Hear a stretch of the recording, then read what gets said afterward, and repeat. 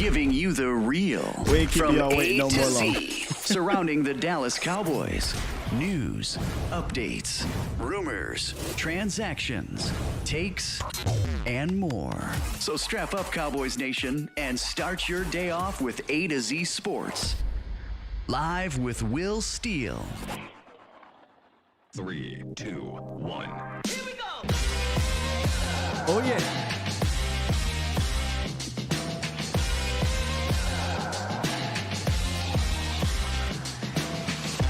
Good morning, good people. Welcome to the year 2025. That's how long it took us to get this thing started.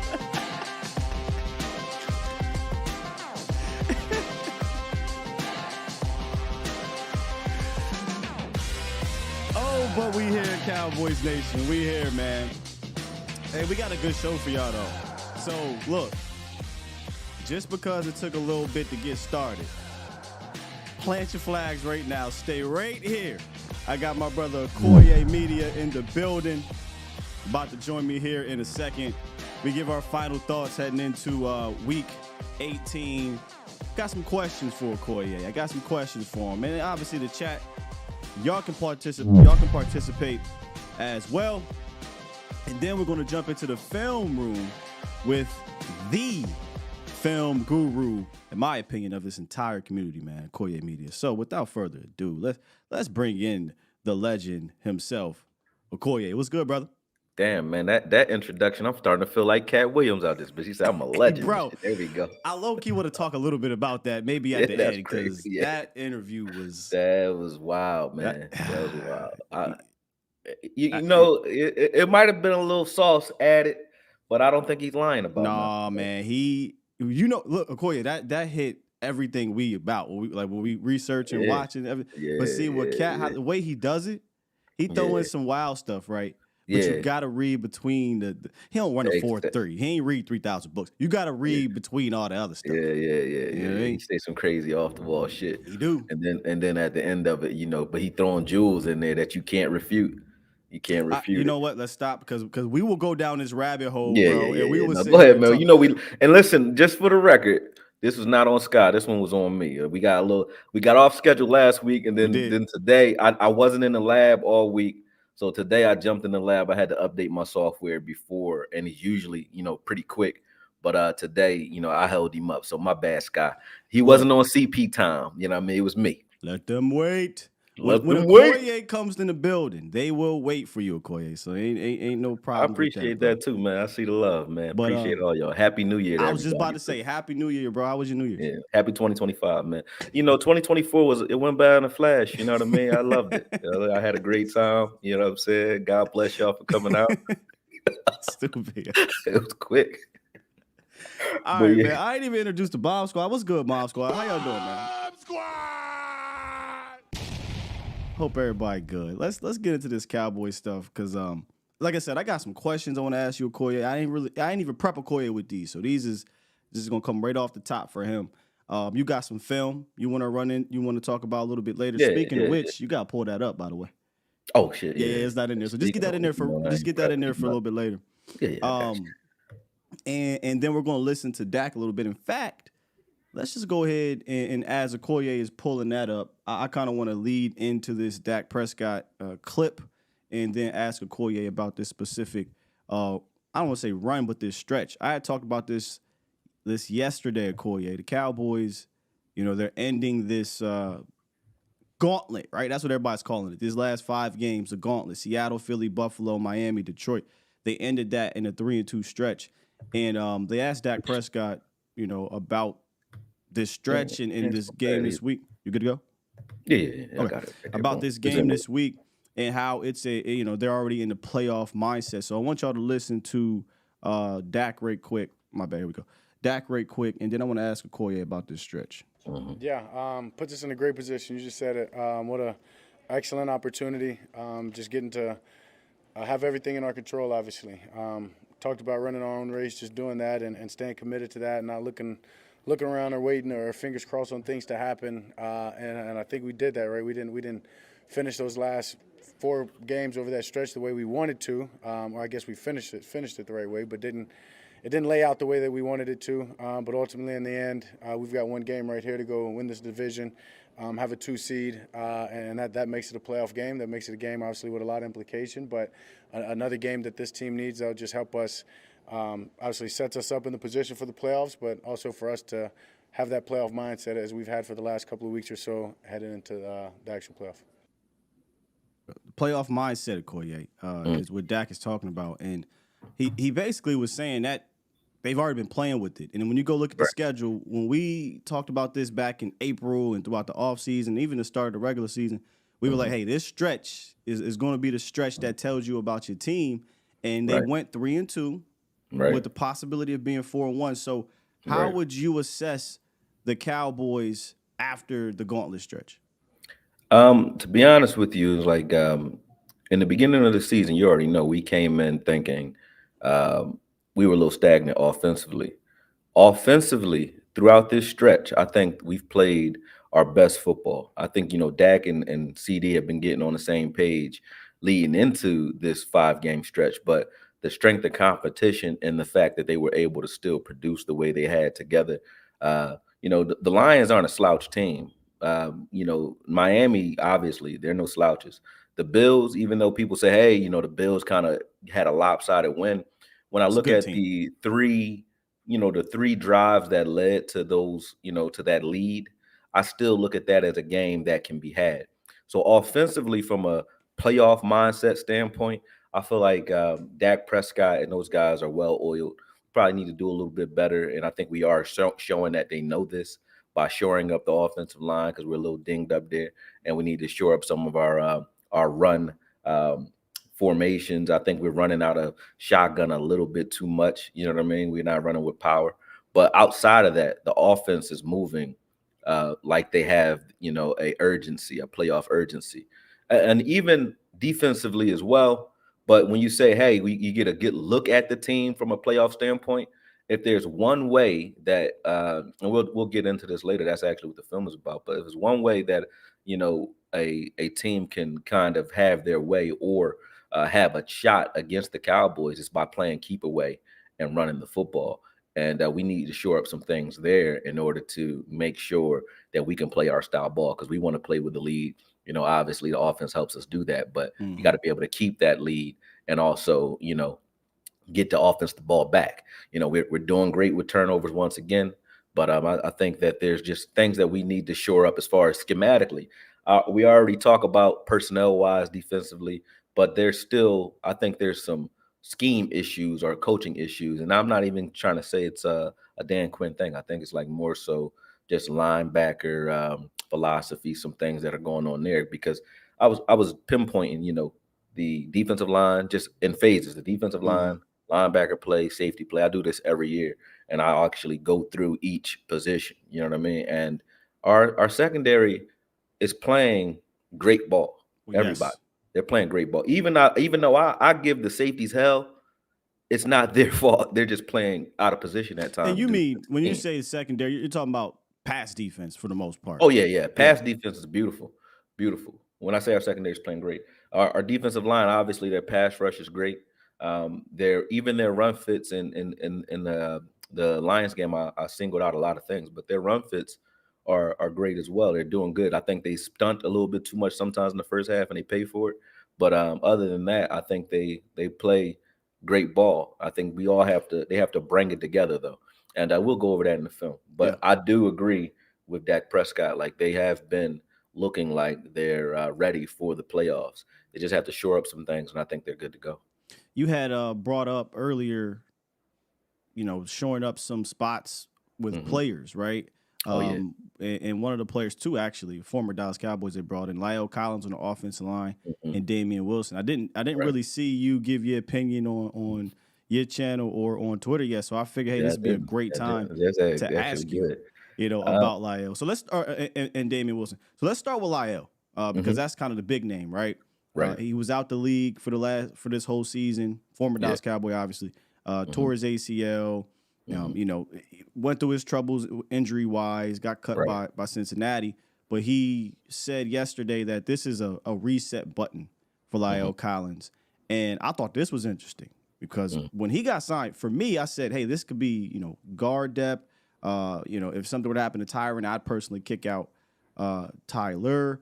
And then, TJ Bass has played fine, but if for whatever reason something were to happen to TJ or Zach or something, you need more guards. I found this interesting. Michael Gelkin said yesterday, La'el Collins worked at left guard today. I'm told in his first practice with the team, Collins said that VP of Player Personnel Will McClay called him Sunday, one day after Tyler Smith tore his plantar fascia, and an option at guard as well as tackle. So they're looking at La'el as a potential guy who can play up and down that line of scrimmage. Your thoughts? It depends on how well, because La'el was, and I'll say this because when you criticize players, people think that you don't think that player could ever play. You know what I mean?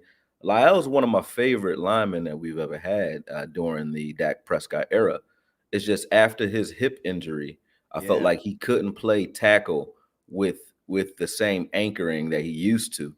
And I thought he should move to guard. I argued that playing without he had the strength, but having to deal with speed.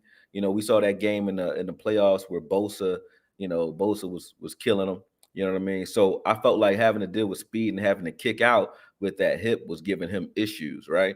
So having him in a phone booth, so to speak, playing guard would have been better for him. And I actually said the same thing about Tyler Smith when we drafted him.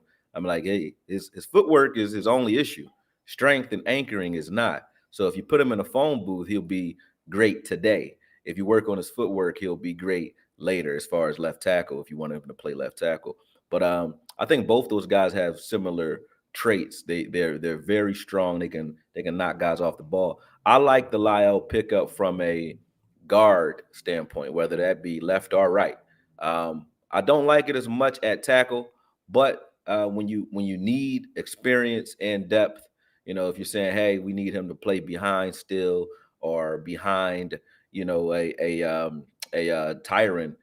After we saw what Idoga did in the Dolphins game, although I think Chuma's getting a bad rep. I think if you looked at the majority of his reps this season, he's played pretty well. I think those it's the glitches that stand out. Mental glitches that make you look at his game as if he's been like that all year, and obviously he hasn't. But with that said, I mean, from a depth standpoint, okay, but if he's going to start at any time in the playoffs, I would ideally say that needs to be on the interior of the line if someone's hurt. I hope we don't. Because think about we have this. to. What I mean? If La'el has to start in the playoffs, you're talking about multiple guys. Yeah. Tyler. I think that Bass, like you said, Bass did great. Yeah, so I don't see him above Bass at this point. Same. Yeah, I don't see him above Bass. So yeah, I mean, I don't hate it. I like La'el Collins, and if he's healed, if he took some time and he's healed a little bit, I think we could still get some juice out of that. So what about this thought? What if this is just not a free, but an early look at potentially something for 2024 season? Because the Cowboys are going to be going into the draft looking at linemen, going to be going into free agency probably looking at linemen because Chuma doesn't have a deal. Tyron, we'll see what they do with Tyron if they bring him back. Your center is likely, I'd imagine he's gone. So you're going to need some depth up there. Yeah, we got Austin Richards, TJ Bass, but the more linemen, the better. So this could just be like an early look into next season as well. I have to say, like I always tell you this, we're a little smarter than the front office at times, right? So we'll say even some of the coaches that we're like, hey, Kellen's saving plays for the playoffs. Maybe they're thinking, we're going to do this, next season.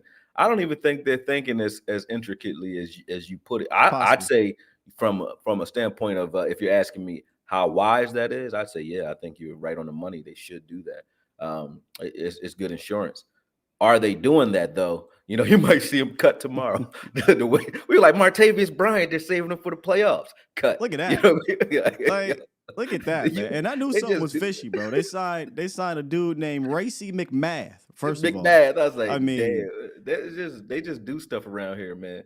So that's head scratcher. So I would say, philosophically, you on the money, but is that what they're doing? Only time will tell. You know what I mean? It's an interesting pickup. I'll say that. Not one that you really have strong opinions on, because again, if you see Lyle in the next couple games, something really bad likely Something happened. happened. Something Yeah. really I don't bad think he's likely gonna. They said that the key thing is they said they were working him back into football shape, and that I'm takes like, some that's not weeks. gonna happen, and that's not gonna happen overnight. So, we'll likely be a playoff game or two in before he even gets an opportunity to come up from the practice squad. So I don't think it's that impactful. Now, Though, go ahead. no, go ahead. Go ahead. You finish the Lyle before I move on to the next one. No, that's what I was moving on to. So you go ahead. Do Yeah, your thing. yeah. Now, Damian Wilson's a different animal here, in my Yeah. opinion, and we've had strong opinions about the linebacker spot Yeah. because I think it's been mismanaged since February. If I'm being honest, Horrendous. it's been Horrendous. mismanaged since the new turn of the year. Horrendous. And now here we are having to rely on a guy, and I'm gonna say rely, Akoye, because We need him. Yeah. I don't think they're gonna call up Buddy for the playoffs. They're gonna call up a guy who got a Super Bowl ring. They're gonna call up a guy who's played in this league, who's been a veteran. And I'm not saying he's gonna play on the field, Akoye. Mm-hmm. What I'm saying is he's probably gonna play special teams, Mm-hmm. and if they need him in the spot, they're gonna ask for him to do it, because if I'm not mistaken, he's the only other linebacker on the roster, right? Aside from Malik Jefferson, but he can't get called up into the playoffs again, and Buddy whomever. But he's the only other experienced linebacker on the roster, real one, that's not named Damone Clark. Yeah. All right, so your thoughts on this Damian Wilson addition? I mean, when you look at the mismanagement of the position, I don't know if it's coaching, I don't know if it's front office, but it has to be a little bit of both at least. When you look at the way and the style of play that we've gotten from the position, this all started to me with Overshawn going down. Like when you look at Overshawn going down and the moves that we made after the fact, right? None of this makes any sense. Like I said, we talk about, you letting Jabril Cox go after he's, showing that he's coming back finally from the knee injury. Now he's gone and he's on a practice squad somewhere else, or if he's even in the league. You had Devin Harper, who showed promise. We thought we would get something out of him. And just honestly speaking, regardless of what you say about those two guys and Rashaan Evans and even LVE for that matter, the level of play that you're going to get out of those four, LVE's hurt, you know what I mean? But the level of play that you would get out of Evans, a Jabril, a Devin Harper, because most of the arguments that I get on Twitter, which I stop arguing, is those guys just aren't very good. And if that's what you're going to hang your hat on, I'm okay if you say those guys aren't the best linebackers in the league. I'm not going to argue with you, because the best linebackers in the league on a team somewhere, the two number one seeds happen to have the top four linebackers in the league. You know what I mean? So I would agree, right? But when you say that while watching the linebacker play that we're putting on the field, I can't see the justification in the moves that we're making. If you're going to go after a Damian Wilson this late in the season, what did you sign Rashaan Evans for in the first place? And let him get up to speed, learn the playbook, and get ready to play ball. Akoye, he was selling that yayo, so Okay, well, I don't mind that either. I said that too. I stopped arguing when they said, "Oh, he got arrested for tree." I just said Williams was arrested for tree, speed, tree, and everything else. Who was accessory to murder on the team. We got dudes catching bodies, and y'all like, well, it was the weed. I was like, the rhymes or reasons, that we do things around here, it's on a sliding scale, man. So I don't get it. I like Damian Wilson 4 years ago when he was here. I liked him then, but I don't know what he is at this point. I don't even know. I haven't tracked his career. Same. I don't know. I know he played for the Panthers last year. I know and in 2021 recently had a good year too. And look, he knows Dallas. He's been around here. He's played with some of these players before, so being familiar with him probably accounted to this. But I'm with you. I kind of just got to smirk a little bit because you got Rashaan Evans up to speed. You could say he's terrible. Okay, well, we don't know what Damian Wilson is. You rolled out the red carpet for Shaq Leonard, and then probably because for a couple extra pennies, you let him go to Philly. Not saying he's killing it in Philly. I'm just saying he's looking Leonard-esque. You could use Shaq Leonard. He could have done some things here. I'm not gonna go into the player himself, Akoye. It's more so you rolled out the red carpet, and then 3 weeks later, 4 weeks later, whatever, is we're going to sign Damian Wilson. Doesn't make any sense. And it's really it makes less sense because of this, right? If we were a team where we're front running so well that we can disguise things, and you just really haven't gotten like we were at stretches in the year where people thought we could stop the run because we were getting leads on teams and they couldn't run. They weren't going to run on us. So when we were seeing that, I kind of get when you because we had a stretch where we were like, Bell is one of the best linebackers in the league according to PFF. Yeah, because he doesn't have to play run fits or run defense pretty much at all. He doesn't have to shed, stack, or do any of that, right? So I get it if we were still a team looking like that throughout, because then it would just be me and you. It would be like an inside joke, like you got to be a film guy to get it, right? But you don't have to be a film guy to understand that the only weakness on our defense, the only thing stopping us from being the elite defense that we actually have compiled together, and it's like I said, it's not the fault of the guys that are playing. It's the fault of the guys that are putting these guys on the field in those positions. I saw Kurtz playing middle linebacker a couple times last week. Saw him in Miami playing middle linebacker. Bell, so on, Clark, these guys, and then from a coaching standpoint, some of the things they're keying in on. We even use Lewis as a run guy. Yeah, and everywhere else, these guys are stepping up. I see Wilson stepping up. I see the whole defensive line. We said Micah couldn't stop the run from the edge. Oh, he balled out in the last game, he stopped the run from everywhere. Yeah, he balled out. Yeah, so you see these guys giving maximum effort, and doing their thing, and I don't see that coming from the linebacker position. And I don't believe in worrying because I feel like you manifest the things that you focus on, right? But at the same time, if there's something that you might want to take a long look at and I'm not talking about a patch job like Damian Wilson. I mean, you want to take a serious look at it's the linebacker position. And I feel like from a front office standpoint, they're disrespecting and disregarding an obvious hole in this defense. I think this is a perfect time to segue into your film because one of the questions that I have for you here, and I'm just going to skip over my part of the answer because I want to get into this film, was it was about who needs to have a springboard performance on Sunday to carry in some momentum into the playoffs. And as we're talking, I'm just thinking about the backers. I'm thinking about the run defense, and I know they've played pretty decent the last few weeks. But if they can take that, pack it up, I know it's the Washington football people. They're not even going to run probably that much, but just continue to stack good days into the playoffs because you're going to run into teams like that's going to want to run on you. That to me seems to be an obvious answer is that run defense. And you broke down some of it. I'm not sure if it's just the Lions game, but yeah, it's just the Lions game. It's the Lions game because they had some good reps in that Lions game. So the defensive line, and I'll jump over here real quick. Yep. The defensive line, I want to give them all the credit in the world for what they did in this game. Micah Parsons included. He was all over the place, as I said. So the defensive line is masking a lot of the things that we still see at linebacker. So, when you see D-Law on this play, he's just making guys miss and get backfield. That's what he does.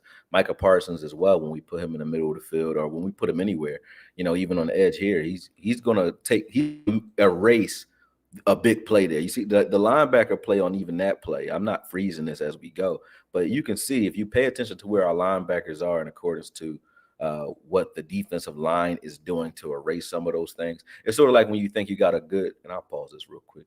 It's sort of like when you think you got a good secondary because your defensive line is wreaking havoc and those guys aren't getting passed on. You know what I mean? It's the same here. A lot of these plays, when you look at where our linebackers are or what they're doing, they're in bad position or they're freed up to make a tackle because someone up front sacrificed themselves so that they can run free. And let's just face it, a corner can play middle linebacker if they're running free. Yeah, and they can tackle. You know what I'm saying? So those plays, I don't give as much credit to, Clark or Bell unless they were like an attacker on that play and they strike, and that's the reason they ran free because they got there first. I don't see a lot of getting there first. I see a lot of someone else doing the dirt, and then you come and kind of clean up. Like Micah Parsons right there. You see there? He cleared that out, even though Clark wasn't there to make the tackle. He cleared that out. And we see a lot of that. I gave Micah Parsons an A grade as far as his effort because I think that's what was kind of missing in the last couple of games. Like when you were seeing plays go away from him, like this one, he wasn't using that pursuit ability to cut stuff off like we saw D-Law doing. And I know if D-Law can do it, Parsons is far better at pursuit than even D-Law. You know what I mean? Yep. I love what Fowler did on this play. That's why I put that in there. Fowler's a psycho, man. I love Fowler.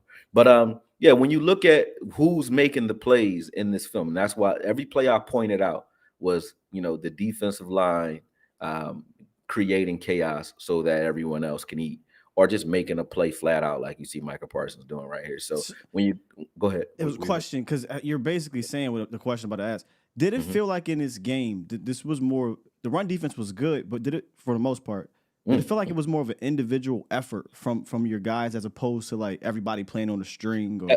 Yeah, that's why I'm saying schematically something's wrong, because there's a lot of, I don't want to call it hero ball because you're making plays where you're supposed to make them. It's not a lot of guys playing out of position making plays. They're making the defensive line is making the plays they're supposed to make, but there's not a lot of schematic. Well, if you say schematically from the front line, yeah, great, but schematically there's something wrong, man. Like I said, there's something wrong. If they get these plays blocked up properly, Fowler's an animal. This I put in there because I just love what we've been sort of beating the drum on J. Lou for a while now, and just to see him step up in this game, this is probably his best game in a few years. Actually, I know he's from Michigan, he's from Detroit, so he come to rock out when he come home. But shout out to Jay. He was all over the place, man. Yeah, I love what he did in this game, and he's actually been playing better in the run game than our linebackers, to be honest with you. For about a month now. Yeah. So here you see me ISO these guys, because when I'm pausing these though, but when you look at what the defensive line is doing, right, they're basically funneling. So D-Law is playing backside contain. Obviously he doesn't have to, because the golf ain't going nowhere, but he's still doing it, which is fine.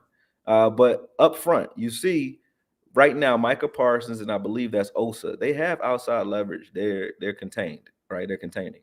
Bell is still going to try to get to the C gap and just open up the B wide open. But this is being filtered and funneled right to him and to Clark. And like I said, schematically, it's not just they're undersized or they're just not good. I don't know if they're keying. I don't know if our linebacker coach is telling them the right things, because they're not keying in. You're going to see a lot of this. They're not keying on anything that would indicate they know how to find the ball in run fits at all. Look, they run past the right gap, or hesitate and allow linemen to beat them to spots. And they do it so consistently that there's definitely something wrong schematically. Like here, okay, if they're down blocking, right, if the whole offensive line is down blocking to your right, obviously they're not pushing these defensive linemen to a counter. So if they were countering, they would be going to the right? The offense would be, okay?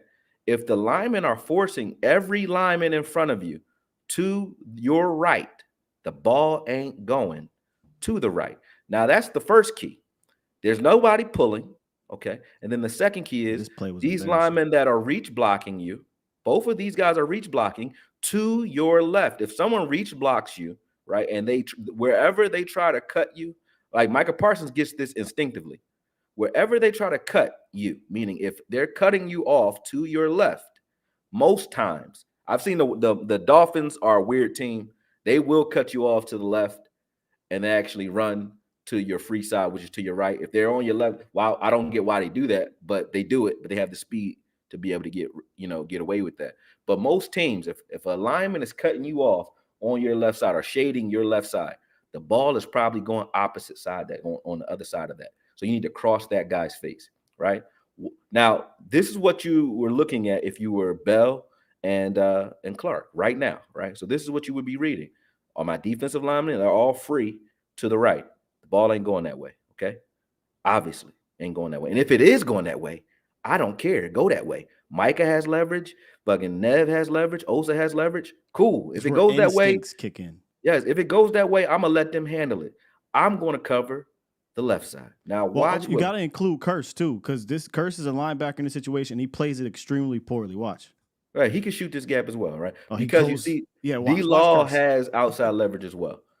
All three of these guys, but mainly Bell and this is why I say schematically, it's a coaching issue because they have no clue as to what they're doing. There is no one pulling. So there's not like a trap coming back opposite side that you could possibly be keying in on. There's no reverse action, no jet motion, no nothing that you can possibly be looking at that will force you to go to the right as well.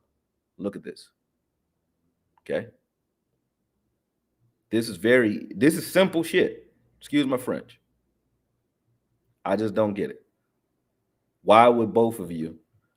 I'll reverse this. But why would both of you jump to your right? Both of you. And you said, let's look at Curse. Let's look at Curse. Yeah, because Curse, pause it real quick. All of them just terrible. I don't know what Bell was doing or what Clark's doing. And Curse why is Curse jumps out jumping of back the gap outside when you got two dudes to you your got left? Gilly and D-Law. They funnel it right to you, Curse. But here's the thing. What you said, Akoye, you talk about run fits. People forget that Bell said this earlier in the year. He said, hey, I'm still learning about what run fits are at the linebacker position. So we have an inexperienced safety converted linebacker. So his instincts won't be as good. Damone Clark, in my opinion, playing completely out of position. He's not a middle linebacker, but he's asked to do these middle linebacker things. He's not good at it at all. And he's just not an instinctual dude, really now, I think, coming up behind LVE. But and then you got Curse. Clark Curse don't want no smoke no more as a run defender, I don't think. None of them do. And like this is what I mean. Because we'll look at guys. One player's blocking two dudes over here. I mean, this is ridiculous. Right. We'll look at guys up front and say, hey, the D-line is not doing their job. If the linebackers play where they're supposed to, they can force this ball back inside or just stop the ball, and then the defensive line can rally to the ball. When you give up this much space on the second level, stuff like this is going to happen. And when you say, like, hey, we stopped the run, I think the run stopped itself. You know, we made some great plays like this one here, perfect segue. You know, they made some great plays, but all of those plays were made by the guys up front. So if you couple the plays, and then just think about how crazy this is. The plays from Donald Wilson, the plays from D-Law, the plays from Micah Parsons, and these guys up front. If you couple that with excellent linebacker play, just imagine how good this defense really is. Because they made a hell of a lot of plays like this one here. They did that all game. The defensive line did. So if the linebackers were actually making the plays they're supposed to make too, on top of these plays, you're not doing nothing with this defense. Nothing. Like D-Law is D-Law. Parsons was better than advertised, you know, because usually Parsons, you know, he was an animal at D8 in this game. Yes, he was everywhere. Hankins, on this play when he comes back. Yeah. On this play right here, like Dono does his thing by taking on a block, but Parsons to me makes his play because he keeps these guys from getting to the second level. He takes both of these guys out. Like I love what he did here. You know what I mean? Parsons is gonna take both those guys out. Boom. They're not getting to the second level. Dono sheds his guys, stacks them, and gets rid of them. You know, and gets to the ball too. So Dono did a great job. But when you look at those types of plays, I don't see not one, not like every once in a while you'll see it. I don't see any of that coming from the linebacker position ever. So if we're getting any of that, like even these types of plays, like, okay, I'm gonna go back. And this is why I say it's a problem, because you're like, hey, the run defense was better this game because the defensive line did its thing. But if a team, you know, does its job at blocking this stuff up on the first level, then look at the second level still, even though Parsons does his thing on here, right? Second level, still the same. It's not like, you know, on the second level they've done anything. If Parsons doesn't make a great play on this play, look at what we're looking at. Curse is blocked up. Bell is blocked up. And Gibbs is in, I don't know if that's Gibbs or not, but the back is in this gap here.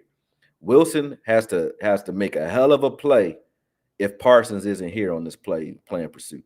Wilson's will have to make a hell of a play. There's just nothing but space and opportunity over there. It's just that Parsons makes a hell of a play. So, you know, that's like they're kind of flying by the seat of their pants, so to speak, when it comes to, you know, how they're stopping the run. These guys up front are doing that, right? Once again, Parsons here funnels it over, yeah. Yeah, he does a great job, but you see Wilson is free because Parsons, you know, took that guy out and is getting held on this play. You know, he's actually getting hugged, but Wilson's free. And then D-Law does a hell of a job of just getting rid of that tight end and pursuing on the backside so he can make this play. But these are the things that I'm looking at when I look at the film. I'm not looking at, hey, you stopped him. I'm looking at like, well, shit, that wasn't a great fit. You just did a great job at it. You know what I mean? And plays like this, right? We got guys like Mozzie, who a lot of people I was talking about, a lot of people were talking about his season and so on. But when you see plays like this, you kind of get an understanding, like, okay, a lot of guys will look better if our linebackers look better. Parsons does a good job setting the action here, forcing the cut. But right after that, you're going to see something. So Parsons gets upfield right here, okay? Just like what we were just talking about in that last play when we were looking at Bell and Clark and asking, like, what are you guys reading?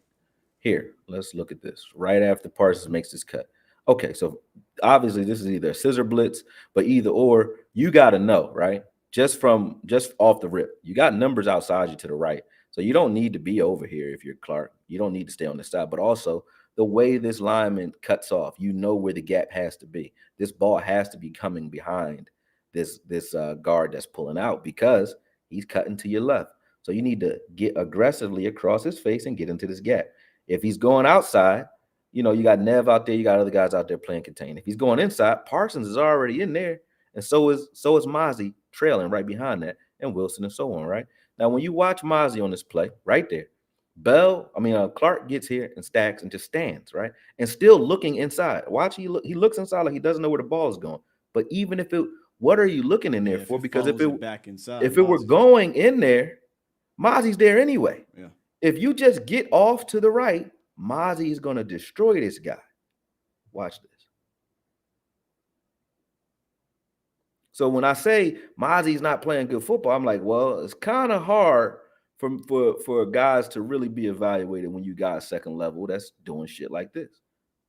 Like, he would have blew that up and destroyed that guy, and this wouldn't have been a 20 whatever yard run had you didn't even have to make the play. You just needed to get there, right? Just get there. Parsons does it again. This was a Parsons play. Like, these guys are free because the defensive line and linebackers. This is linebacker play right here to me. Like, you set the tone. So if this was an inside zone or outside zone, because that's what Parsons is reading pre-snap, inside zone, outside zone. Parsons actually is smart. He's like, hey, listen, if you want to run a counter at D-Law, I'm going to let you. I don't give a shit. Go ahead. Go ahead. That's what I would say. If you're going to run a front inside zone, because that's the only three things they could be doing on this play. Either outside toss, to the weak side, a counter, a inside zone, or an outside zone. That's all they could be doing. Okay? Yep. That's it.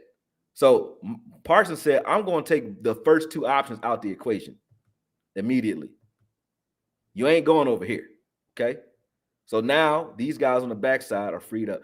D-Law comes down the line a little bit. He probably could have cut this off a little bit better, but Parsons sets the tone on this, and this is why everybody was free to rally to the ball and do their thing on the backside. But that's what I would take those types of plays if it were Bell and Clark doing that. If they were like, hey, we're small, because when you look at Miami, when you look at Long and Riley, they're not big linebackers. They're not big at all. No, they play physical and downhill. Yes. They come down. They're very decisive. They set the tone. They don't hesitate. So they force action. And that's all I could ask for. But you can't be small and hesitant at the same time. Like, you can't do both.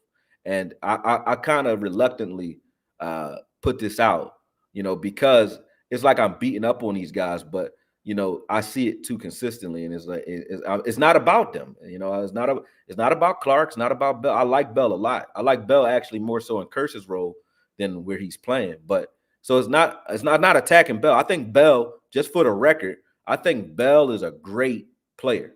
I think Bell is going to be a good to great safety. I think if you ask him to do some of the stuff you see Dono doing, if you ask him to do some of the stuff you see Kearse doing, Bell is fine. I just don't think he's a linebacker. That's all. But I love Bell. So this is an attack on Bell. And coming into his rookie season, I loved Damone Clark because I was looking at his LSU tape.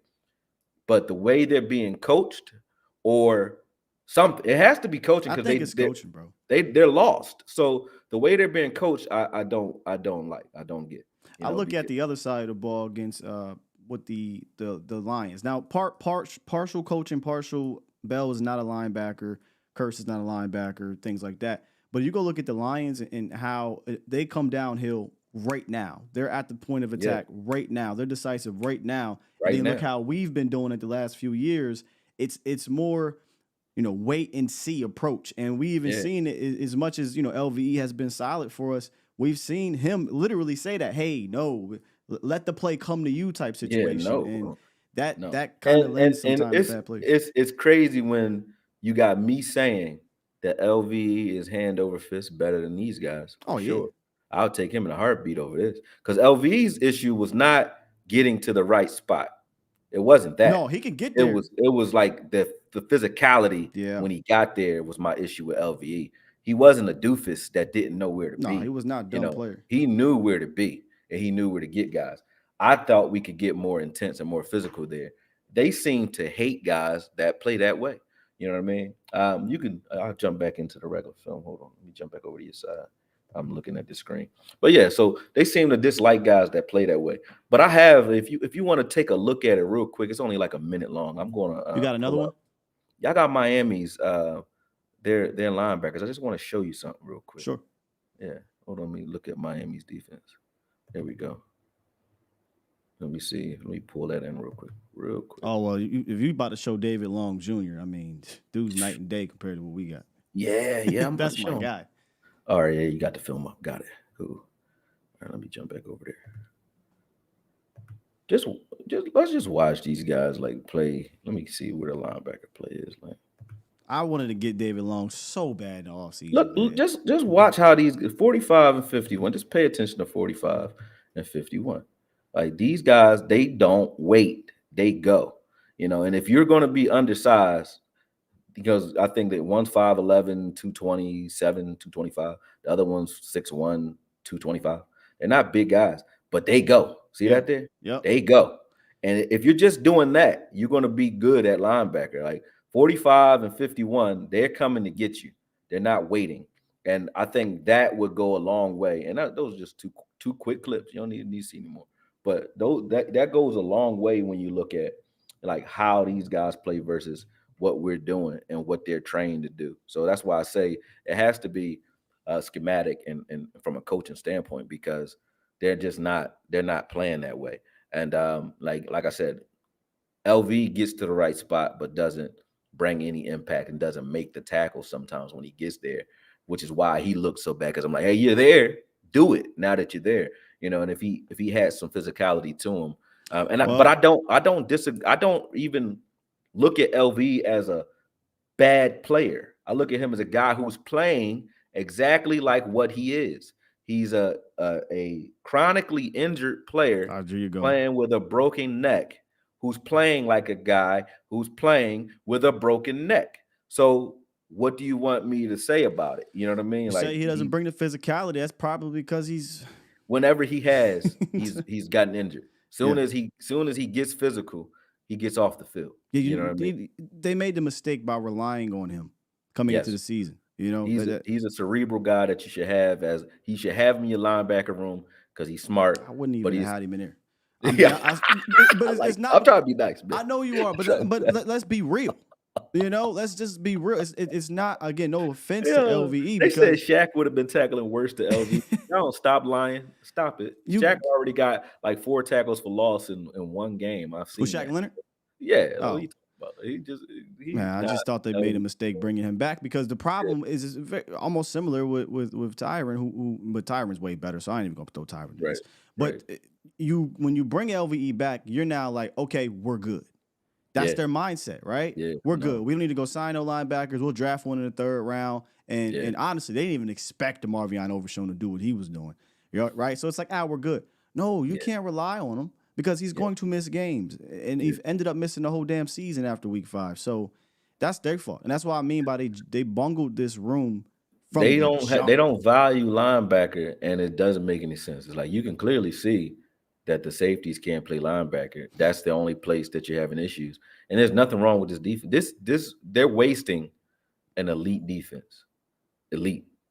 Because your safeties are coming up doing what they're supposed to do. The secondary is good this year. With a Diggs going down, the secondary is still, to me, one of your strong suits. Yeah. You know what I mean? And your defensive line is so deep that you got guys like Fowler, who I love, who can't even get on the field. Sam Williams, who's pretty good, can't get on the field. Da, who doesn't get on the field as much as he needs to. So you got a log jam at defensive line of players that could be all double-digit sack guys if they played and started anywhere else for a full season. All those guys are 10 sack guys. I think Da is. I think Sam Williams, especially. I definitely know Dante Fowler can be. And Parsons doing his thing too. And then you got D-Law. So you got so many defensive linemen and interior guys on the front. Like that's elite. A lot of guys don't have one of those. You have 4 or 5 of them. You know what I mean? And then you got the linebacker position, which is like ignored. You act like there's, I don't know. They act like there's no hole there. And to go fill it with a Damian Wilson after you just cut Rashaan Evans is like, I'm not even arguing about it no more. I'm not gonna say nothing. I'm saying it to you because we on the show and we gotta talk. But you don't hear me on Twitter banging it away no more at that. I let it go. I say, hey man, we're gonna find out in the playoffs. But the only thing that I have an issue with going into the playoffs, like I said, is our run defense from the linebacker perspective. If we play teams that decide to, bring the physicality and run the football, we're going to have some long games, and we're going to put a lot of pressure on Dak to have to, make it happen in quick, decisive drives, because they're going to lessen the amount of touches he's going to get if you can play keep away. Like, how did you beat Peyton Manning? Play keep away. Don't let him. Don't let him get on after the his ass. I mean, get after him. Yeah, and don't let him on the field. Belichick had his number, even in the game they came back on, and eventually beat him. But I'll play devil's advocate. Mm-hmm. This defense, it had the potential to be one of them ones when Diggs was here, right? Because I think Diggs would have helped a little. I think Dan Quinn had to switch some things up without Diggs there. So it had potential to be one of them ones. Because think about what they're at. First of all, Jordan Lewis over the totality of the season, hat tip to you, sir. You weren't even expected to be the starting nickel cornerback, and I think he's done a solid enough job. Nothing over crazy, and he hasn't been everybody thinks he's been a bum this year. He has not been. I think he's been solid. That's about it. There's no need to go crazy either side. But had Deron Bland been in that situation, Bland is a different animal in the slot against the run too. Yeah. So maybe when you're funneling things that way, and maybe when teams are trying to throw against the slot, you get more interceptions or whatnot. So I do think that injury stopped them from being one of them ones. And this is where I'll be devil's advocate or elite. I'm gonna push back on the elite because I think to be elite, you've got to pack that defense up, take it on the road, and be that dominant defense on the road.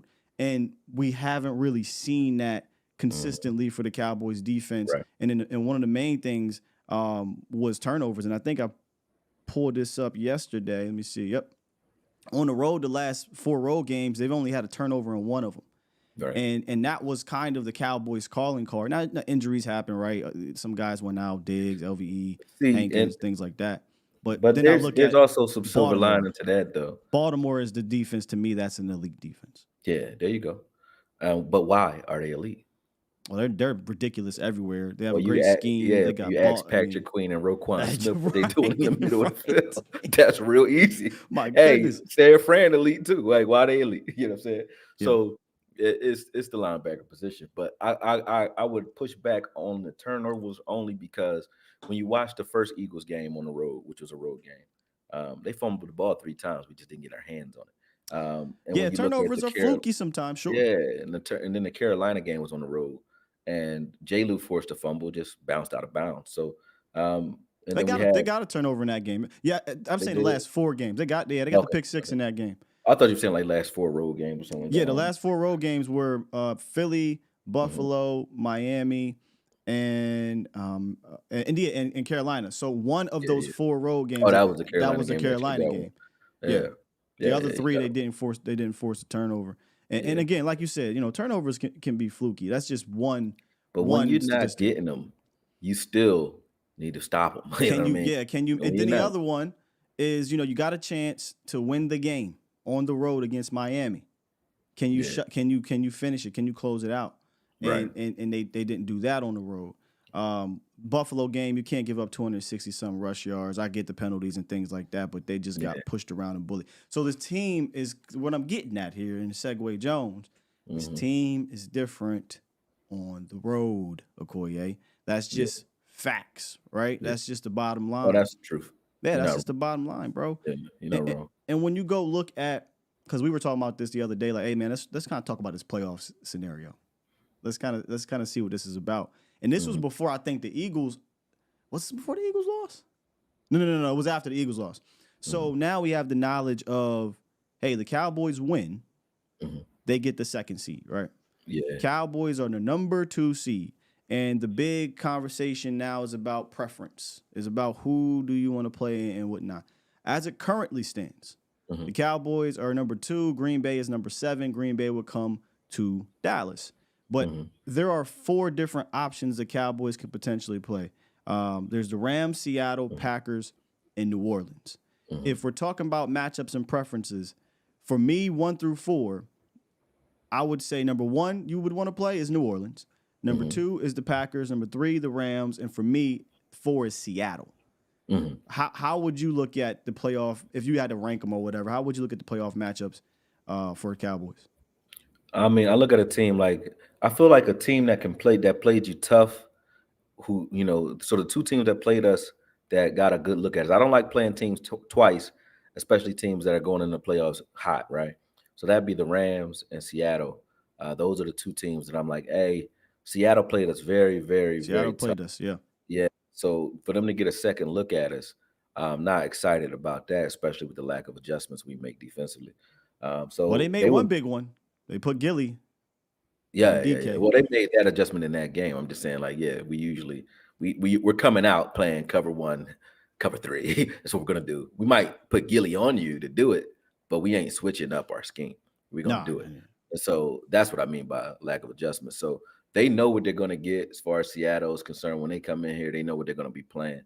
So Seattle's one team that I don't want to see again, if I have an option anyway. And then there's the Rams as well.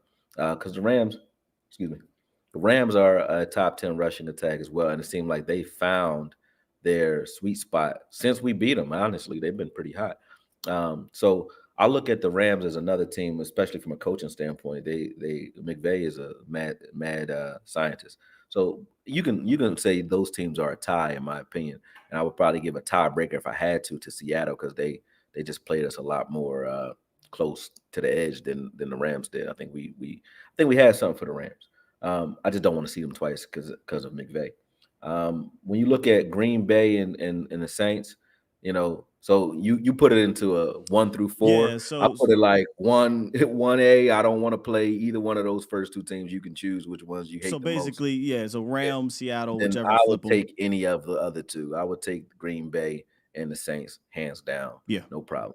And I think though the Cowboys, obviously we beat the Rams and we beat Seattle, so I think they can handle any of them. But if you're looking at it from a standpoint of like, just if I had a ranking choice, the preferences. I would want to play Green Bay because they're young at the quarterback position, or I would want to play the Saints because it doesn't look like the Saints are, they don't know how to kill their food. They play with their food a little bit. So I would say the Saints. Well, yeah, line up Derek Carr for me all day. Yeah. I would play Saints in Green Bay. I say Green Bay being number 1 because of Love being so young. Carr can get hot because he is a veteran. You know what I mean? So if you're looking at strength of the QB position, I'd say Love is going to be better. Yeah, but Carr, Love is more of a wild card fan. He has a better arm. He can move around. I'll take either one of these teams. But just he's not better than today, though. I think the youth is going to get to him. You think that Derek Carr is better than Jordan Love this year? Well, I think that in a playoff situation, I'd rather play a rookie or a young quarterback than a veteran one. I think strength of career, Love's going to be better, but I don't think that in the playoffs I'm as worried about Love as I am a Derek Carr getting hot. Yeah, I'll say this. I don't think he's a better quarterback though. No, but what's around I think in the Carr? playoffs I'd rather play Love. What's around Carr, I think would make me more worried than him, right? Like with they got some fast receivers out there. What's the kid's name from Ohio State? Olave, yeah. Olave. Obviously, your boy Kamara is out there. I mean, they got some. Whereas with Love, there's a lot of young bucks. They got some good dudes too. Obviously, Aaron Jones and Dillon and whatnot, and the Tucker Crafts and all those guys. But man, Jordan Love can spin it. Jordan Love can move. Oh yeah, no, he can and do when some things. quarterbacks that can move Give us usually trouble. can do some things. But either one That's of those true. teams, line them up. Yeah. I say this like line any of these teams up and knock them down. But Yeah. that's my rankings. New Orleans number one because I think they're the worst team of this bunch.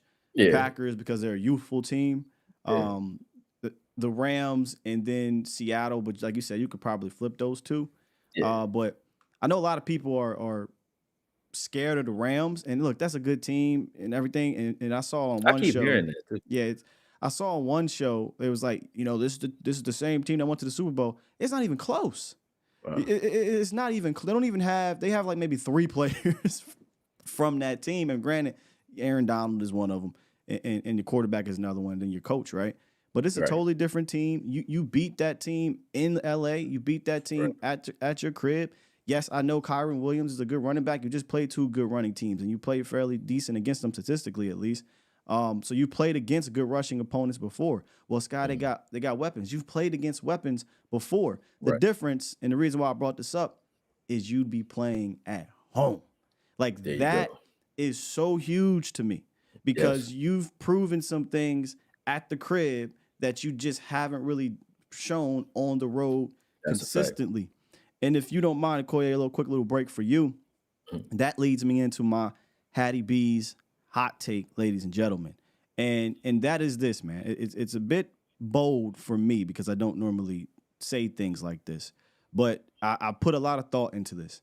I looked at how the Cowboys, we talked about it yesterday, how they play on the road. I looked at how the Cowboys play at the crib. I looked at the adversity they deal with.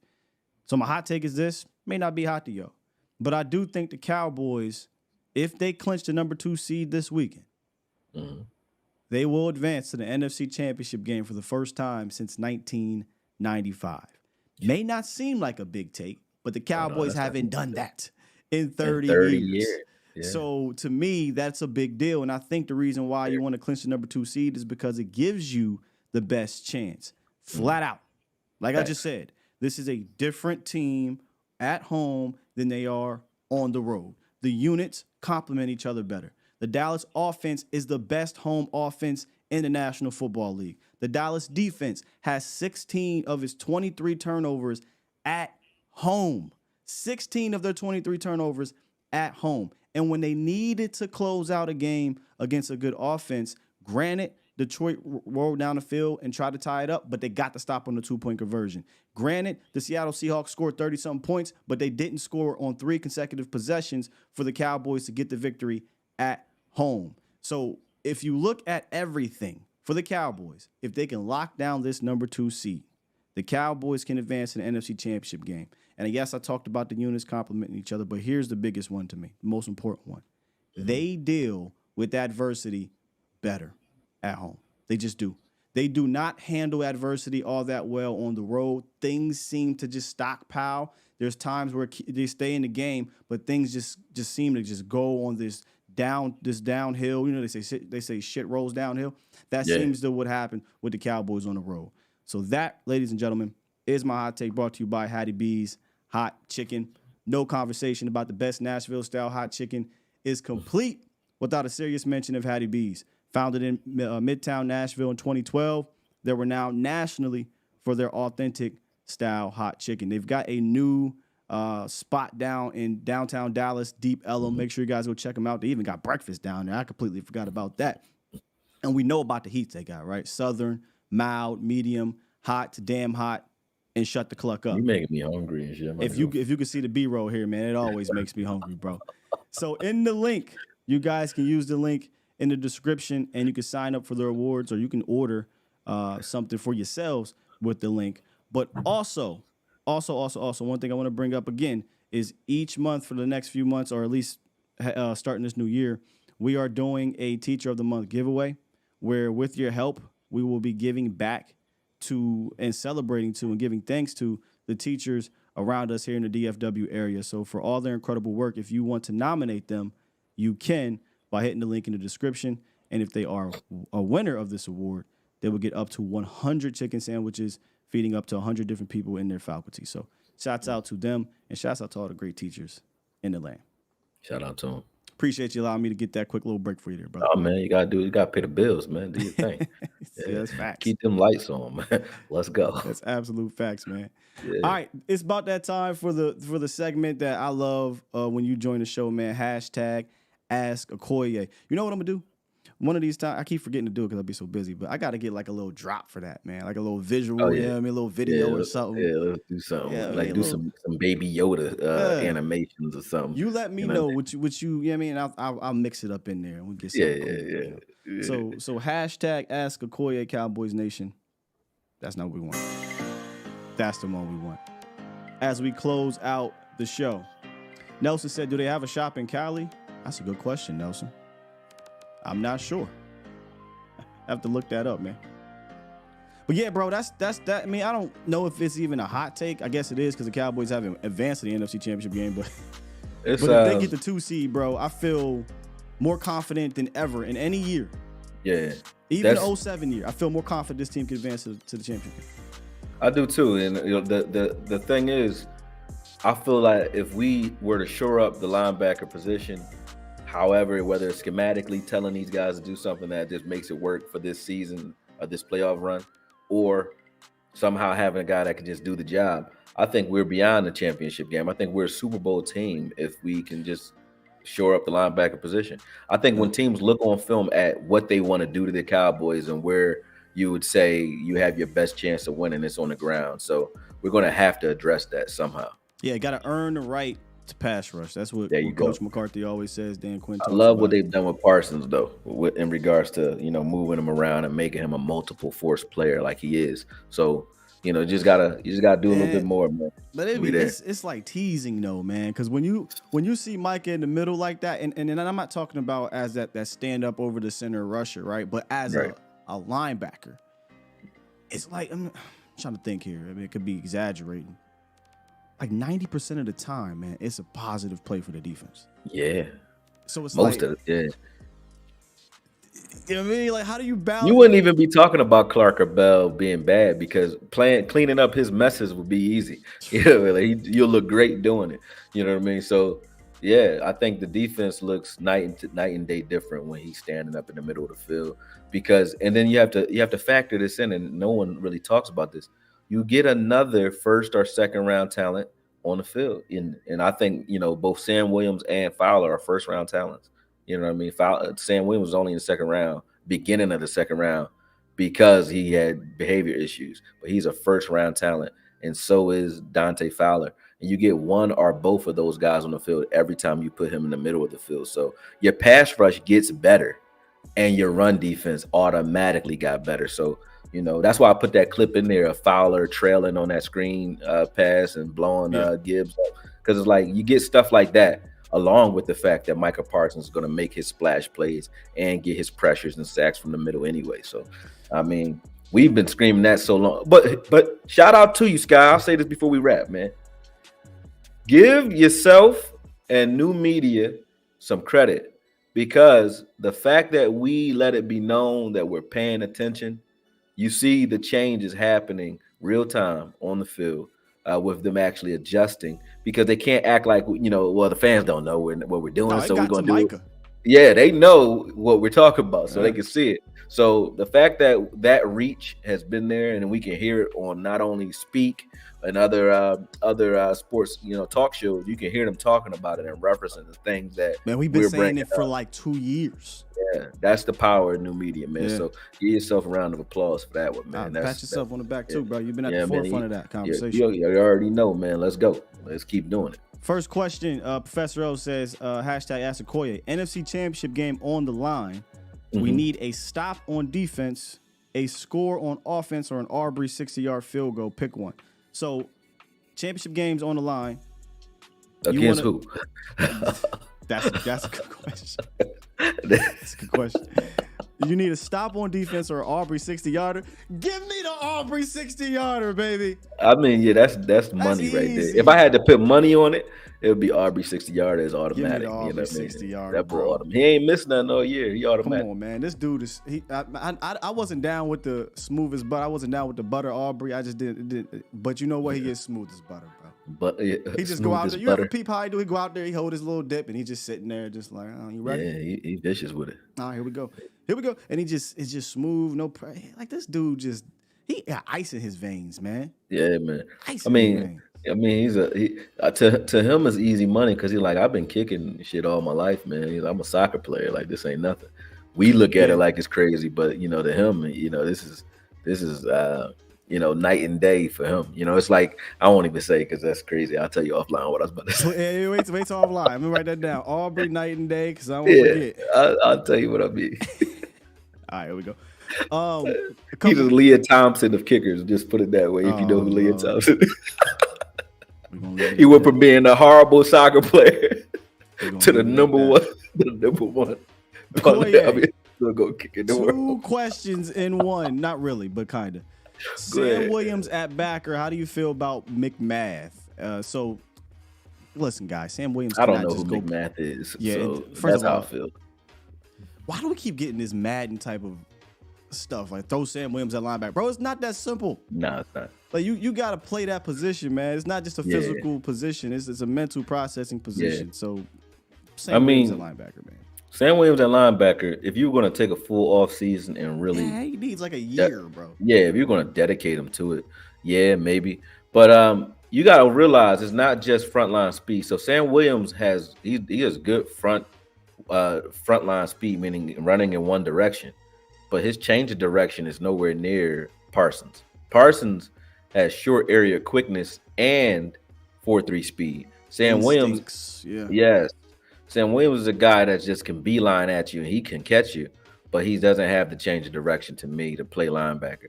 If you were going to say, hey, one of these guys plays linebacker, one of them, if you ask me which one, it's going to be Micah at linebacker all day. Sam Williams is more of a defensive end only. I don't or outside linebacker in a 3-4 only. Yeah. I don't got him at linebacker, personally speaking. You know what I mean? But he has the speed to do it and the strength to do it, but I don't think his temperament is linebacker. He's a wild man defensive end, and I think that's what you should let him be. Him and Dante Fowler play a lot alike. They're both crazy. Yeah, I love it. Brother L says, if Dallas handles business early and are able to pull Dak and a few others, I didn't see this part. What are the chances we see Trey Lance touch the field? Does it enhance your chances to use him for draft capital? You cannot play Trey Lance unless he's activated over Cooper Rush. So, I mean, that answers your question. Yeah, I hate to throw the only way you're going to see him is if he's activated over Cooper Rush in this game. They can't activate three quarterbacks. The third quarterback's an emergency one, so that's unfortunate. But what about the last one? That part of it too. Does it enhance your chances to use him as draft capital? I think he's draft capital regardless, of whether he gets on the field or not, because he's a first round grade that is not going to play here. Dak has solidified himself since Trey Lance has gotten here in a position where he's going to get that extension that he's looking for. So if Trey Lance wants to see the field in the next 2 to 4 years, it's going to be somewhere else. So he's draft capital or trade bait no matter what. Or he's just going to be sitting here on some Aaron Rodgers, I'm learning behind Dak type of energy. But I don't think you need to put him on the field for that to be. Honestly, you might hurt him by doing that. Leave him on the bench. You know what I mean? My impressions from what I gathered down there, he's not even ready. But if you get up big, I guess it doesn't matter. But he'd have to be activated. The draft capital part, what you said, I feel like any other team, yes, they could probably get back a decent value from him.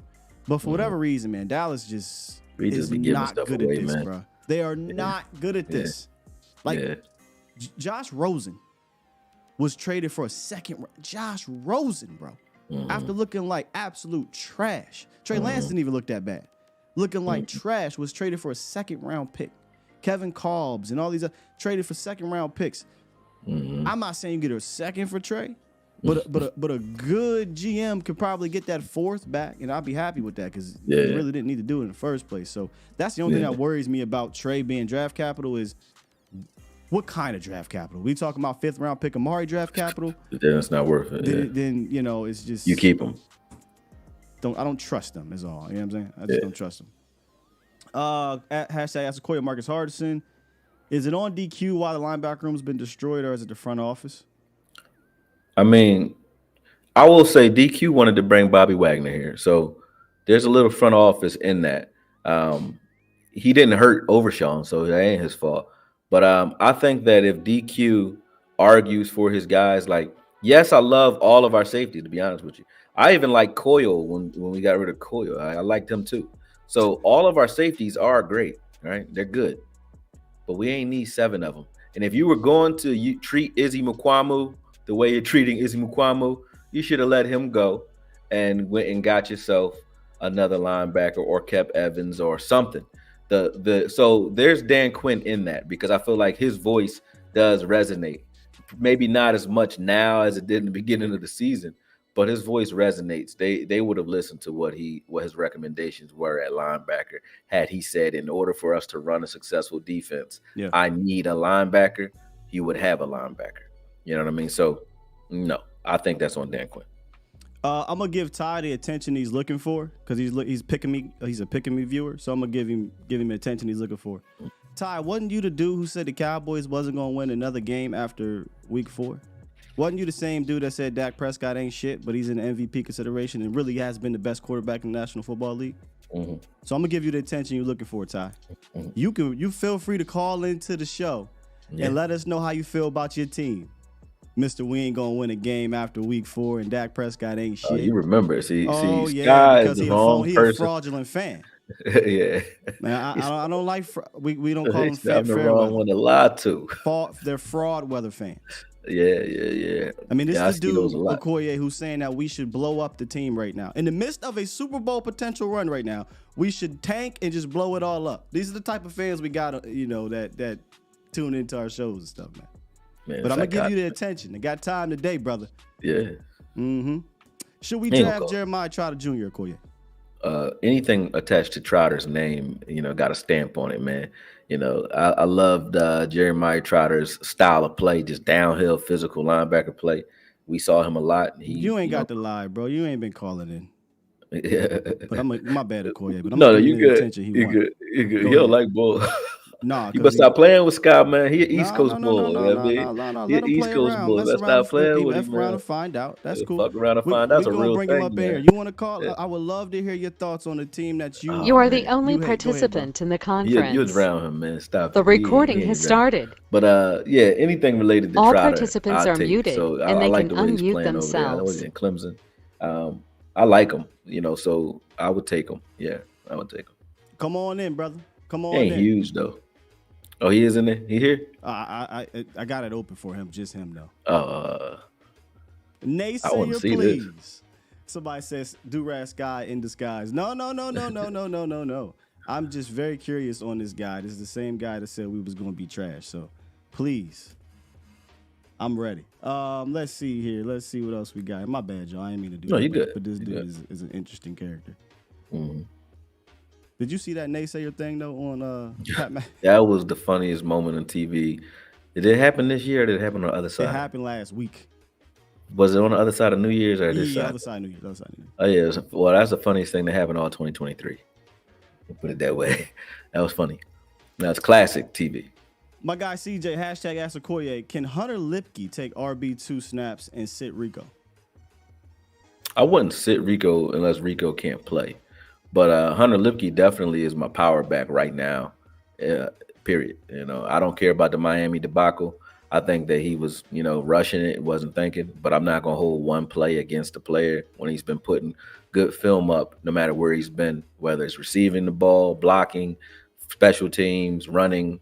He has far more positive play than that one negative could ever account for. So you give Hunter Lipke the ball. Plus, Hunter Lipke should have never been in that position because we pay a guy egregious money and TP on that franchise contract who had a clear, easy run into the pylon, but chose to cut it up the field and not get a touchdown.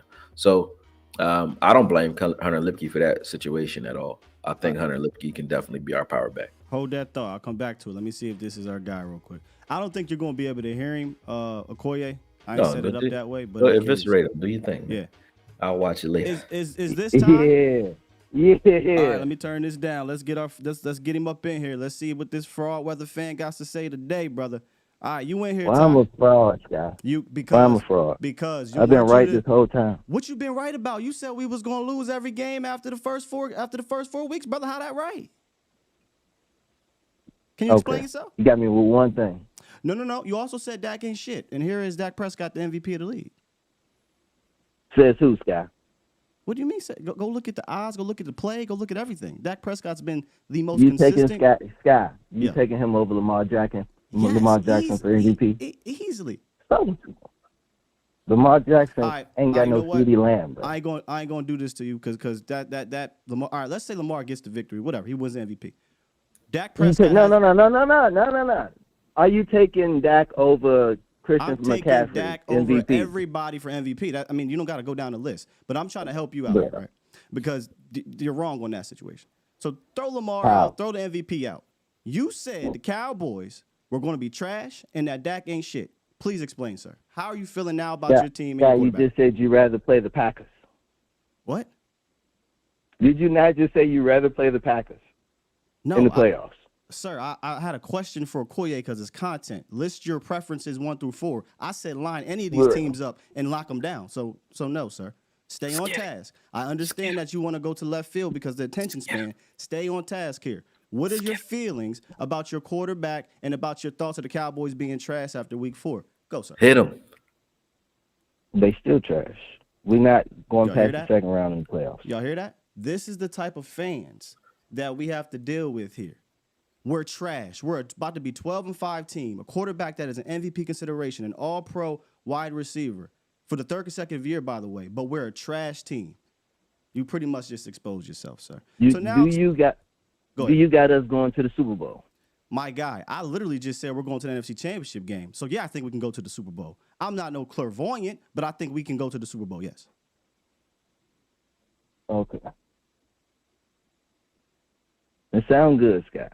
Yeah. But y'all was just having a lot of, we need. Okay. If you say so, Scott. So when I call in, when the playoffs start, I'm call in every week. Ain't no you telling me I'm wrong, but you're not telling me you're not explaining how I'm wrong, Scott. What do you mean? First of all, the one thing that you're trying to prove can't be proven. I said we couldn't stop the run. The two other I said we couldn't stop the run. You said the Cowboys are 7 weeks trash. ago. They won't win a game, and that Dak is trash. He ain't shit. Both of those things are proven wrong. Thank you for playing, sir. Thank you. Then we just barely beat. Who gives a damn about barely beating? What? Then what are we doing it for? What you mean? What do you? We're doing it to win. It's delusional. You might be delusional. I'm delusional. You might be delusional. Hey, look, hey, Koya, you know the Jay-Z line? Yeah.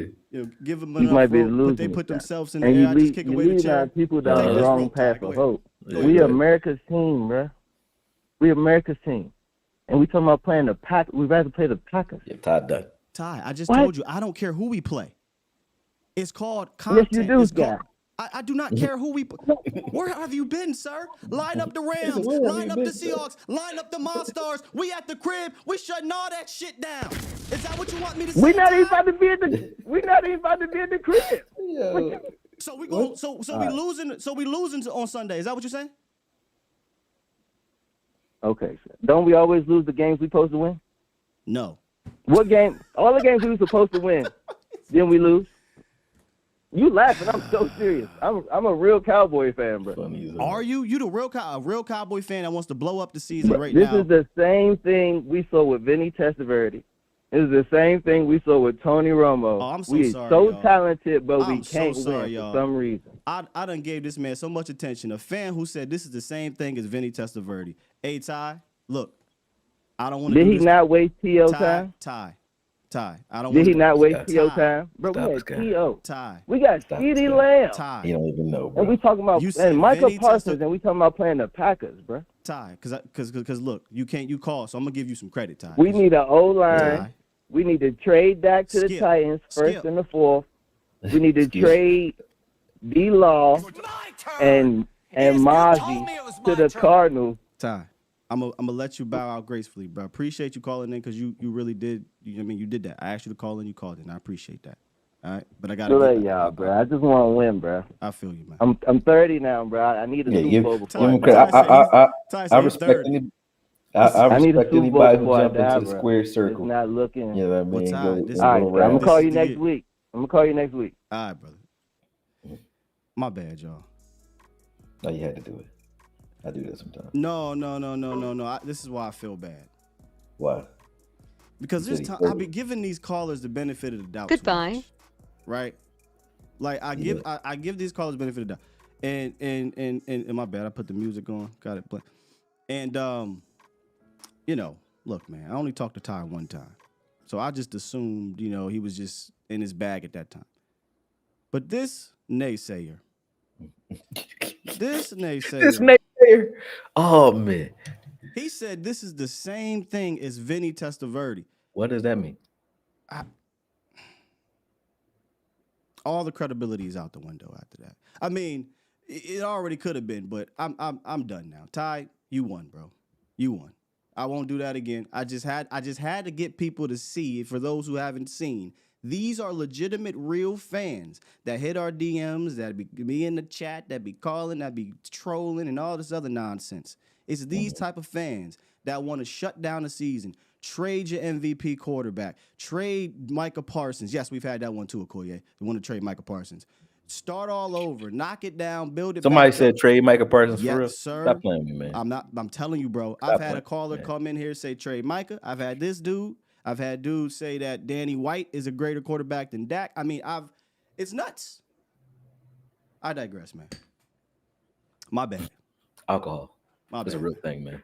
But you got to take into account. This is what I take into account, man. Yeah, bring me back down here, Koye. Real rap. Some people, right, are like, you ever met somebody like trauma bonds? You met a chick that like trauma bonds.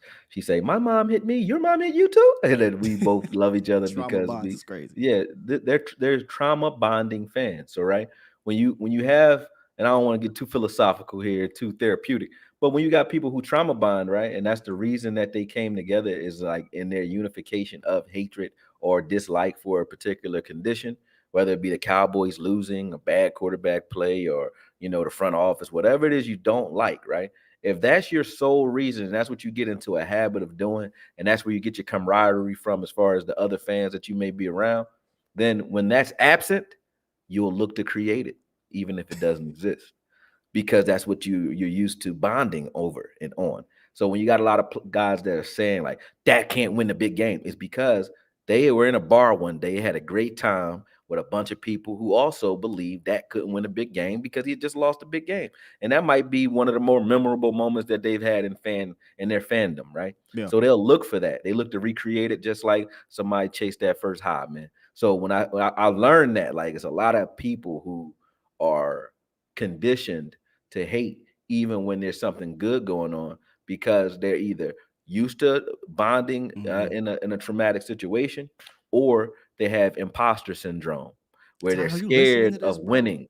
They're scared of winning because, if I say that we're going to lose, then when we lose, I don't have to feel bad because I told you, I get to be. And if we win, it's go Cowboys. Exactly. So, they don't have to risk anything.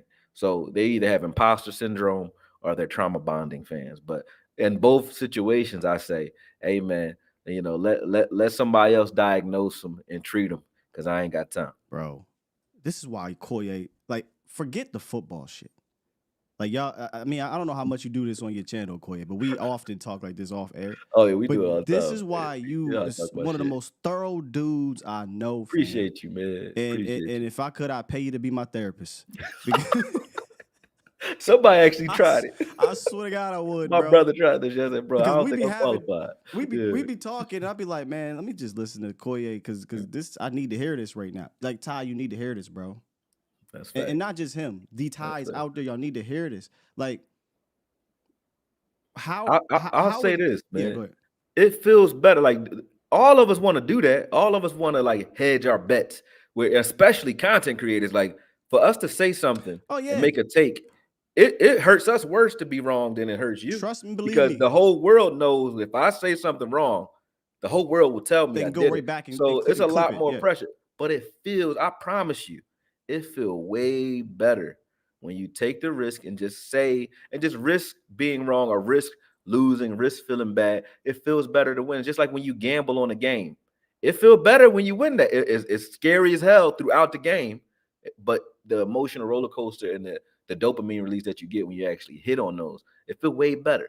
So it feels way better when you take the risk of just saying, like, I don't know if the Cowboys are going to the Super Bowl. I don't know if they're getting past one game. I don't know that. I want them to. I feel like they can, and I'm rooting for them to do it wholeheartedly and I will risk it all to do it because it feels way better when you win that way versus hedging your bets. Because even if nobody else you wasn't all in. Like if y'all all pushing the car and you had one finger on the car, you was pushing it uphill. Y'all all was pushing, but you wasn't really pushing. Don't nobody else know you wasn't giving no effort, but Yeah. you wasn't pushing. You know what I mean? So it feels better when you've given that effort and you've taken a risk and you actually won doing it that way versus cheating yourself or cutting corners, man. Just let your nuts hang, man. That's all you gotta do, man. It feel way better. Trust me. Pause. I can't say it any better, man. I can't say it any better. The trauma part is so true, and I try to take that into consideration, right? Yeah. But then there's going a bit too far. Like when you're Mhm. saying this team is trash, when you're saying a quarterback is like Yeah. you're hurt. Like Yeah. it's like being a scorned woman that doesn't want to get back into the dating field, and I can't Yeah, open yeah. myself Oh man, back are up. dogs. Like, yeah. Yeah. Oh man, yeah. I get it, Well, man. roof. You know what I But mean? you're missing you're missing out. And here's the thing: it's easier, like you said, it's easier to lean on that negative part of we ain't gonna do shit, we ain't nothing, right? Because Mhm. then when we do hit, it's all hey everybody, Cowboys Nation, we won. But Right. if it doesn't hit, it's like you said, I told you so, and they get that dopamine release of I told you so, Mhm. right? So fans like that are the fans that are he's actively, but there's some fans behind the scenes that won't say this, are actively rooting against their own team for the For calling sake themselves of fans. being right. There you go. We are in a different era of fandom, and that is more prevalent than ever before. And I'm just taken back, bro. Because growing Yeah. up as a fan, you would never see that Yeah. before social media existed. No. You would never see That's dudes openly, that's actively not a rooting fan. against their team to be right. It's like Madness. if you're rooting Madness. against a team, Madness. then you're not a fan. That's like saying you're a fan. You know how people used to root, they go watch Ali or go watch Floyd Mayweather because they want to see him lose.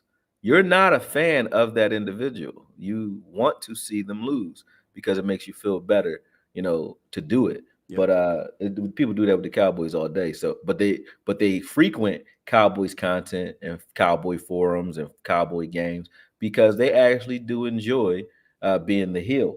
But you can't call that a fan. Gotta You're give not a you room on fan. that one. You really just don't like the Contrarian, so Cowboys. that's what I call Yeah, it. yeah. You really like. I go and watch the Eagles to watch them lose. I enjoy that. I don't call myself an Eagles fan though, but I'll watch every Eagles game and hope that they lose. That's like what you're doing with your own Hey, team. but it's not Which our is it's not crazy. our team. Yeah, I'm It's not openly my rooting against them because I hate them, yeah. right? But they'll do it like I'm a Cowboy fan, but then hate the hell out the Cowboys more. I argue. I promise you, bro. This is hard. I said it. I meant it. I wasn't lying or playing on Twitter. Cowboys fans, because we're so vast, right? Of course, you run into pockets of Cowboys fans because I don't want to take away from the impact of being in Dallas during that Eagles game and just getting the camaraderie that I got and then going down there for the draft and all that. Like I've never been, those 2 times are the only times I've ever been around that many Cowboys fans. So that felt great, right? Yeah. But from outside looking in, like from being on Twitter or in the spaces, Cowboys fans are some of the Cowboys fans are some of the worst fans I've ever encountered. I argue with more Cowboys fans than I do Eagles fans in regards to the Cowboys and what's going on with them. We argue more than how can I agree more with Eagles fans about Cowboy players than Cowboy fans? That doesn't make any sense. Because And they step back, right? Voch uses this term of if you stand too close to the mirror, you won't see everything in your peripheral. Facts. You don't see your progress. Yeah. So even the cool ones, I don't have to even give them props. Let's just say non-Cowboy fans, they have the ability to step back because they don't have to stand on something so much to be right. Like, all right, whatever, whatever y'all want, are y'all good? Yeah, y'all are good this year. But then there's Cowboy fans that, because like you said, the trauma is deeply rooted. They want to be right so much because that dopamine relief that they get is so much better to them than this team actually winning. Yeah. That's just facts, man. That's facts. Yeah. You 100 on that. Appreciate you, Akoye, for the therapy session here, brother. That'd be 300. What they call it? Like $350 an hour, man. You know what I mean? Hey, you heard what he said? Drop that 350. Drop that 350 to super chat, man. If they want more therapy session, where can they go? Right. They can go to Akoye Media / get your mind right, and I'll help them out. You know what I mean? I'll help them out. And by the way, the reason why I did that is because the bull said I was ducking him. I said, come on now. I already know. Like when you locked into something, I'm like, somebody. This is YouTube. Because I'll be ignoring the chat most of the time, but if he locked in, you know what I mean. I already know something wrong. Yeah, they got to do rag a little bit, man. You got anything going on this weekend prior to the game that they need to check out? I know sometimes you do like Saturday live streams. Well, I'm redesigning my space because shout out to the WBC app. So if you guys like boxing, start following the WBC on IG and the WBC on Facebook. And also, I think it's live now. I haven't finished building it up, but also you can find me at Akoye Knows Boxing. So AKOYE Knows KNOWS Boxing on YouTube. Because I just signed a deal with the WBC to do a boxing podcast. Flames in the chat for you signing with the WBC, bro. Yeah, so it'll be live. I'm hoping this weekend I'll have something up. I got content recorded, but I want to make sure, I hit the ground running with that podcast as well. So for those of you who love boxing, you're going to start finding me there. And as far as YouTube, it'll be on Akoye Knows Boxing. On Facebook, it'll be on the WBC's Facebook page, and it'll be on the WBC's IG page as well. So yeah, shout out to those guys, man. Man, congratulations on that, man. And that just reminded me, in the Illuminati chat, just thinking about, when Law posted his 120,000. Congratulations to Law. It's going. Congratulations to the OG. The OG. I call him the legend, man. First ballot Hall of Famer. Like, they really should do a YouTube Hall of Fame, low key. Yeah. Law be first ballot Hall of Fame. You see, I got my tan jacket on, man. Let's go. the jacket. So shouts out to Law, man. Shouts out to you for your WBC thing. Voch. I mean, we got, in my opinion, I think we have the best show on the volume. On Voch and Barry Live, Akoye, not Akoye, Foots. Watch volume unless I'm watching y'all. So you definitely I don't even know. Continuing to do good things. Just the whole roundtable crew, man. Proud of y'all. The 2023 year was amazing, man. And I think we only up, for 2024. We still learning and getting better at our crafts. And I think we got some special things lined up for y'all this year, bro. 100%. 100%. All right. I'm gonna go ahead and press this button before I put the hit the button, man. Hit the button. Put your goddamn button. Yo, we do need to get a round table. I just thought about that. Yeah, let's get one. Well, yeah. No. I'm just saying. After the playoff. Fuck that. I'm just like, hey. Last year we did that shit before the San Fran game. Was like, don't ever do that again. Let's say like February 20 something, yo. Yeah. The jinx be real. I don't even say nothing on Twitter though. I was like, hey, Hunter Lipke, this drive has been ecstatic. It is like fumble. I was like, won't do that no more. We got it, man. Love y'all, peace. Yeah, crazy. Oh, I forgot to do the supers. My bad. Hold on, come on back. Yeah, you're right. Somebody said supers. You're right. I got ahead of myself. Get the money. Let me read the supers for y'all. My bad, y'all. My bad. Apologies. You know what I'm saying? Boom. I got y'all. I'm gonna read them. If it leads into extra content, it leads into extra content. You're never gonna be mad about that. Here we go. 5. All right, cool. A handful of them. Sully, man, appreciate you. He dropped about 1, 2, 3 of them. Super chat. Or 2. He dropped 2 today. He said, grab my tickets last night. Can't wait. It's going to be me, Simon, in the skybox. Martin voice. Martin voice. Sully dropped another 5 and said, mad that we barely beat a playoff team is wild. Is he on dope or dog food? It didn't the brush. Look, when I said, who cares about barely you won? He said, what are we doing this for?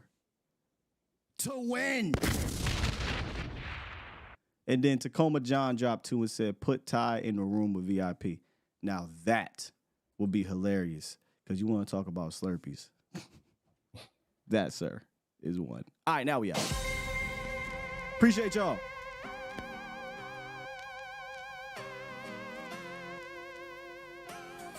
Ty right now, I ain't gonna lie, I'm getting cooked.